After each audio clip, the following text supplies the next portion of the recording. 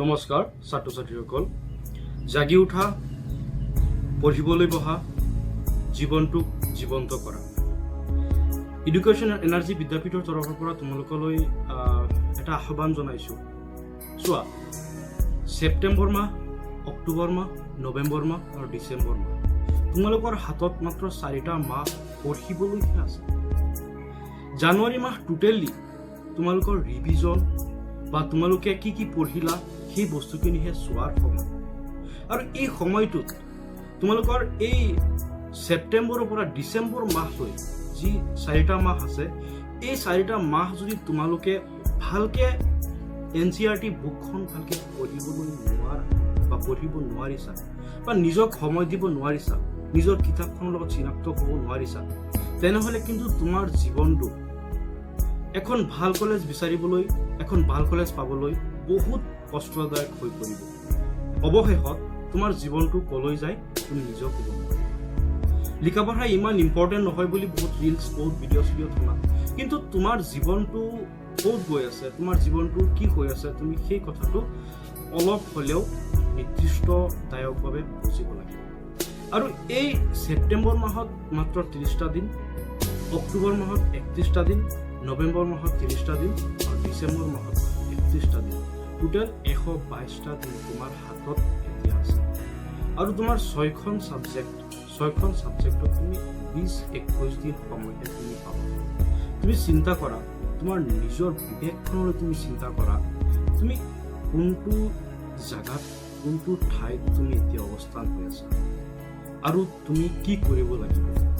এই 4টা মাহ তোমাৰ হাতত এটা চাবিকাঠি হিচাপে বা তোমাৰ জীৱনটোক চলাই যাবলৈ হিচাপে যেন তোমাৰ জীৱনটোক এনেকে থিয় কৰাবৰ হিচাপে তোমাৰ 4টা মাহ সময় আছে, যি 4খন মাহে তোমাৰ আগন্তুক জীৱনৰ যি লক্ষ্যস্থান, আগন্তুক জীৱনৰ যি গন্তব্যস্থান, সেয়াহে তুমি চুব পাৰিবা। সেয়েহে আজিৰ এই ভিডিঅ'টো প্ৰস্তুত কৰাৰ কাৰণ আছিল যাতে তোমালোকক এই 4টা মাহত আমি সজাগ কৰিব পাৰোঁ। ইমান দিন তোমালোক পাৰ কৰি আহিলা, ইমান দিন তোমালোক বহুত বিভিন্নজনে কাম কৰিছা, বিভিন্নজনে ফূৰ্তি কৰিছা। এই 4টা সময়, এই 4টা মাহ তোমালোকে যি সময় পাইছা, এই সময়ত অলপ হ'লেও চিৰিয়াছ হোৱা।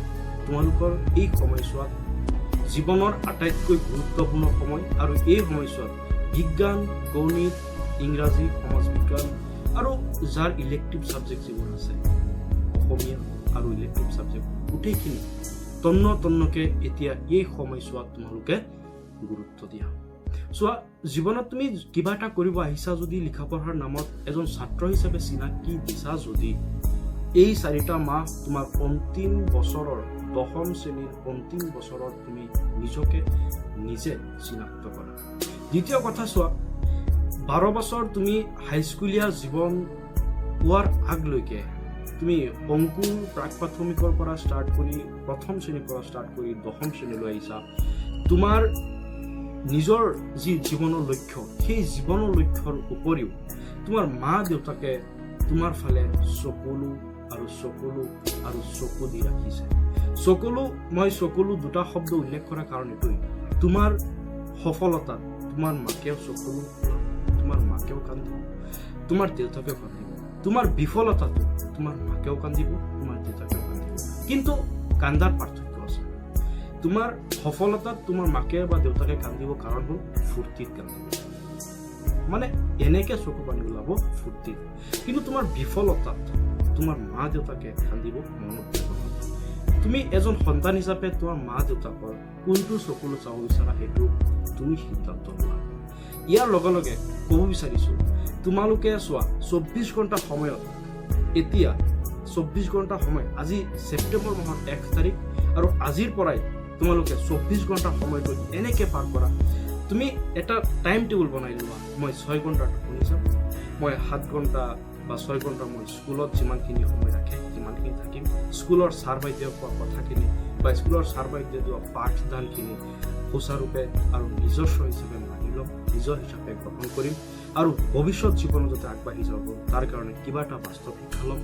ইয়াৰ লগে লগে চোৱা, নিজৰ গা পা ধোৱা, খোৱা লোৱা বা বিভিন্ন কামত তুমি মিনিমাম 2-3 ঘণ্টা দিব পাৰা। বা কোনোবা এতিয়া যদি মই কওঁ মোবাইলখন ইউজ নকৰিবা মানি নলওঁ কাৰণ বৰ্তমান মোবাইলটো এনেকুৱা এটা পৰ্যায়ত আহিছে যিটো পৰ্যায়ত মানে খোৱা খাদ্য ইউজ কৰাৰ লগতে আজিকালি মোবাইলো ব্যৱহাৰ কৰিব গতিকে মোবাইল নচলাবা এই কথা মই নকওঁ কাৰণ মোবাইল চলাবা গতিকে মোবাইলটো চলোৱা তোমাৰ নিজৰ নিয়ন্ত্ৰণ ৰাখি 1 ঘণ্টা আধা ঘণ্টা সময় তুমি মোবাইলটো ইউজ কৰিব পাৰা কিন্তু বেয়া কাম তুমি বিচৰা ইণ্টাৰনেটত বহুত বস্তু আছে তুমি বিচাৰিব পাৰা ওলাব পাৰা শিকিব পাৰা দ্বিতীয় কথা কি চোৱা তোমাৰ ধৰা সন্ধিয়া বা ৰাতিপুৱা তোমাৰ কোচিং আছে বা টিউশ্যন কাৰোবাৰ আছে তুমি সেই টিউশ্যন কৰিব পাৰা কিন্তু তোমাৰ নিজৰ চেল্ফ নিজে নিজৰ টেবুলখন পঢ়িবলৈ বাবেও বা পঢ়িবৰ বাবেও তোমাৰ এনেকুৱা এটা সময় বাছি ল'বা যিটো সময়ত পাৰ্ট ছাবজেক্ট